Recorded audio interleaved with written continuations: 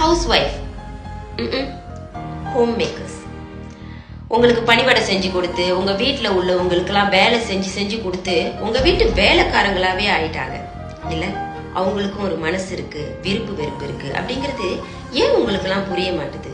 நீங்க நினைச்ச மாதிரி தான் செய்யணும், உங்களுக்கு பிடிச்ச மாதிரி நடந்துக்கணும் அப்படின்னா நீங்க ஒரு பொம்மையோ அல்லது ரொபோட்டை தான் கல்யாணம் பண்ணிருக்கணும்.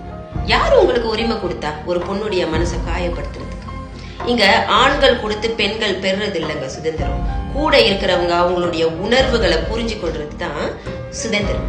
நிச்சயதார்த்தம் பண்ண பொண்ணு கேட்க வரும் பொழுது 10 பேரை கூட்டிட்டு வந்து பொண்ணு கேட்டீங்க.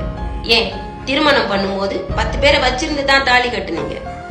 பொண்ணை அழைச்சிட்டு போகும்போதும் 10 பேரை கூட்டிட்டு வந்துதான் கூட்டிட்டு போனீங்க.